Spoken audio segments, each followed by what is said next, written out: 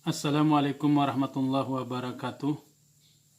Alhamdulillahi rabbil alamin wa bihi nasta'in ala umurid dunya waddin. Asyhadu an la ilaha illallah wahdahu la syarikalah. Asyhadu anna Muhammadan abduhu wa rasuluh la nabiyya ba'dah. Para pencinta ilmu pengetahuan yang dirahmati oleh Allah Subhanahu wa taala, fenomena yang berkembang dalam masyarakat pada saat ini sering kita melihat banyaknya orang-orang yang mengakhiri hidup mereka dengan cara-cara yang tidak dibenarkan oleh agama. Banyak mereka yang menghadapi problema kehidupan yang menurut diri mereka adalah sangat berat, sehingga ia mengakhiri hidupnya dengan bunuh diri. Banyak cara yang digunakan untuk bunuh diri. Ada yang menggunakan dengan gantung diri, minum racun, atau lebih dikenal lagi dengan istilah bom bunuh diri. Banyak yang terjadi dalam masyarakat kita. Kita ingin melihat pada kali ini bagaimana pada masyarakat-masyarakat yang sering terjadi hal tersebut, yang juga baru-baru ini kita mendengar, kita membaca, kita melihat ada beberapa orang yang berusia masih muda, berusia masih produktif, yang seharusnya mempunyai masa depan yang masih panjang, tetapi mereka mengakhiri hidupnya dengan cara membunuh dirinya. Padahal Allah Subhanahu wa taala melarang. Allah Subhanahu wa taala mengatakan perbuatan itu adalah perbuatan yang sangat dibenci, perbuatan yang hukumnya haram. Kalau kita lihat, kita baca di dalam Al-Quran, ada beberapa ayat yang berbicara atau yang melarang seseorang untuk membunuh diri atau membunuh orang lain. Secara umum ayat itu melarang orang untuk menghilangkan nyawanya sendiri, kemudian melarang untuk menghilangkan nyawa orang lain. Di antara ayat yang menyebutkan tentang larangan tersebut adalah A'udzubillahi minasyaitonirrajim. Bismillahirrahmanirrahim. Wala taqtulun nafsa innallaha kana bikum rahima. Itu satu ayat. Kemudian ayat yang lain Allah menyebutkan wala taqtulun nafsa allati harramallah illa bil haqq. Ayat yang selanjutnya wala taqtulu auladakum min imlaq. Ayat satu lagi berbunyi wala taqtulu auladakum khasyata imlaq. 4 ayat ini memberi pemahaman kepada kita bahwasanya perbuatan tersebut atau perbuatan membunuh diri atau membunuh orang lain itu adalah perbuatan yang dilarang. Tapi terkadang orang bertanya kepada kita, bagaimana saya harus menghadapi problema-problema kehidupan yang sangat berat, yang saya sendiri tidak bisa mengatasinya, sehingga tidak ada jalan lain yang dilakukan kecuali bunuh diri. Sebagai contoh yang sederhana, mungkin bisa kita buat sebuah ilustrasi. Bagaimana bila kita, seorang diri, mempunyai hutang yang banyak. Boleh jadi hutang yang kita miliki itu untuk membayarnya di luar kemampuan kita. Umpamanya kita tidak punya usaha, atau usaha kita hanya kecil-kecilan, tapi kita harus membayar hutang puluhan miliar. Setiap hari orang datang meminta menagih. Setiap hari hidup kita tidak aman, tidak nyaman, karena selalu terbayang atau dibayang-bayangi dengan datangnya orang yang meminta hutang kepada kita. Lalu solusi apa yang harus kita kerjakan? Lalu bagaimana kita menjawab permasalahan tersebut? Sebahagian orang akan katakan tidak ada jalan lain. Akan menganggap bahwasanya mengakhiri hidup itu adalah lebih baik. Contoh lain kita bisa katakan ini yang banyak yang terjadi adalah problema keluarga. Banyak orang yang disebabkan karena broken home atau dalam istilah lain terjadinya keributan yang secara terus-menerus di dalam keluarga yang mengakibatkan hidup di dalam keluarga tersebut tidak merasa nyaman. Seorang anak tidak merasa nyaman karena orang tuanya selalu ribut, selalu berantem, atau karena orang tuanya bercerai, maka dia tidak merasa nyaman dalam hidupnya. Atau banyak orang-orang muda sekarang yang mungkin ditinggalkan oleh pacarnya sehingga dia tidak mampu menghadapi problema yang dia seolah-olah tidak lagi punya harga dalam hidupnya sehingga dia mengakhiri juga kehidupannya dengan bunuh diri. Hal ini dari sisi agama kita bisa melihat dari berbagai sudut. Pertama, kenapa harus dosa orang yang membunuh diri? Kenapa harus dicela oleh Allah orang yang membunuh diri, padahal problema yang dihadapinya sangat berat? Pertama, kita harus bisa memahami dari sisi ilmu ketauhidan. Dari sisi ilmu ketauhidan, kita harus bisa memahami semua yang ada di alam ini, termasuk diri kita adalah milik Allah. Lahu ma fis samawati wa ma fil ard. Semua milik Allah. Tidak ada yang memiliki apa yang ada di dunia ini kecuali Allah. Sehingga dari segi ketauhidan kita bisa katakan Allah itu esa. Allah itu tunggal dalam kepemilikannya. Nyawa yang kita miliki merupakan titipan Allah. Badan yang kita miliki merupakan titipan Allah. Rasa, asin, asam, pahit yang kita miliki merupakan titipan Allah. Penglihatan yang terang adalah titipan Allah. Pendengaran yang kita miliki adalah milik Allah. Ilmu yang kita dapatkan itu adalah milik Allah. Karena itu, seperti yang kita katakan tadi, nyawa adalah titipan Allah. Seolah-olah Allah katakan, hai manusia, nyawa ini saya titipkan kepada kamu. Nanti satu saat akan saya ambil. Nyawa ini saya titipkan kepada kalian.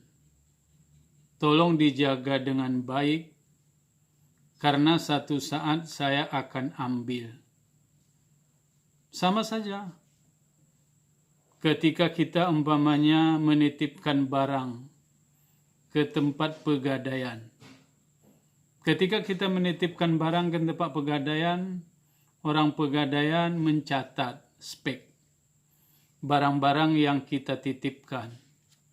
Baik dari sisi nomor kerangka, semuanya dia catat. Ketika dia catat, lalu nanti satu saat jatuh pada temponya, lalu kita mengambil barang tersebut. Ketika barang itu rusak, pasti barang itu tidak kita terima.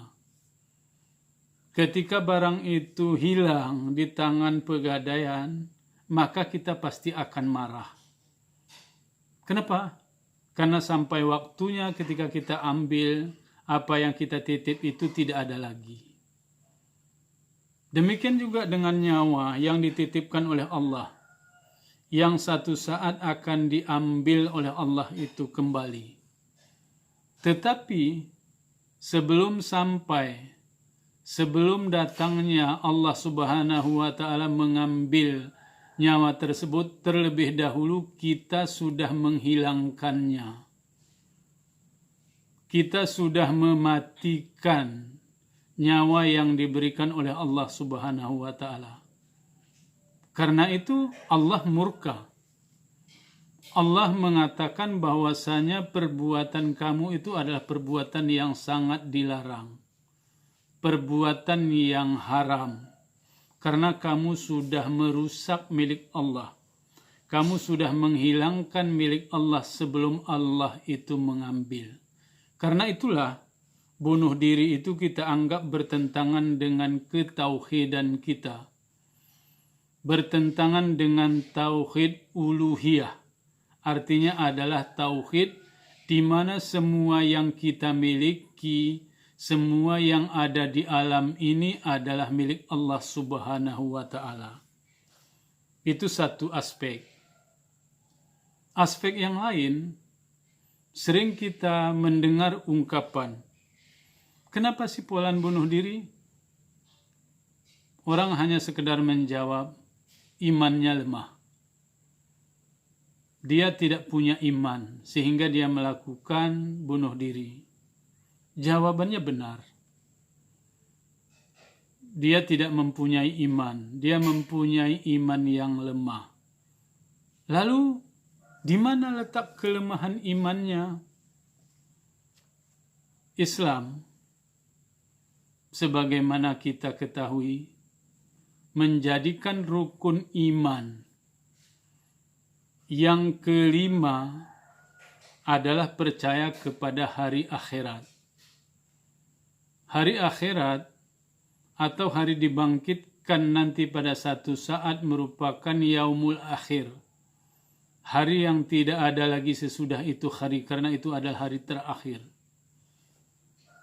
Hari akhirat merupakan hari di mana manusia itu akan menerima ganjaran kebaikan, ganjaran kejahatan amal-amal yang mereka lakukan di dunia. Artinya kita tidak selesai hidup kita dengan apa yang kita lakukan di dunia. Orang yang membunuh diri, tidak dengan bunuh dirinya maka hidupnya selesai. Masalah-masalah yang sejauh manapun, seberat apapun yang dilakukan oleh manusia itu tidak berakhir dengan kematian. Kenapa? Karena keyakinan kita, karena keimanan kita mengatakan bahwasanya kehidupan sesudah kehidupan di dunia, kehidupan di yaumil akhir itu masih ada. Itu adalah kehidupan yang abadi, kehidupan yang kekal. Jadi kesalahan yang kita lakukan dalam kehidupan di dunia ini, maka nanti akan menjadi penyesalan dalam kehidupan yang selanjutnya, yang merupakan pertanggungjawaban dari apa yang kita lakukan sekarang. Jadi dilihat dari sisi ketauhidan, maka perbuatan yang kita lakukan itu bertentangan dengan tauhid yang kita miliki. Dilihat dari sisi keimanan, maka bertentangan dengan keimanan yang kita miliki. Tapi kita masih punya logika lain untuk dapat kita kaji dan analisis. Apa analisisnya? Allah kan sudah mengatakan di dalam Al-Quran, A'udzubillahi minasyaitonirrajim, bismillahirrahmanirrahim.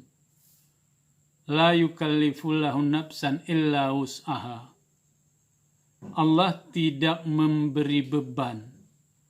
Allah tidak memberi tanggungan kepada seseorang kecuali sesuai dengan kemampuannya. Lalu bagaimana menganalisis, mengkaji, pemahaman atau memahami ayat tersebut? Dari sisi lain, sebagaimana yang saya katakan tadi, bebannya terlalu berat. Beban yang dialami seseorang itu terlalu berat.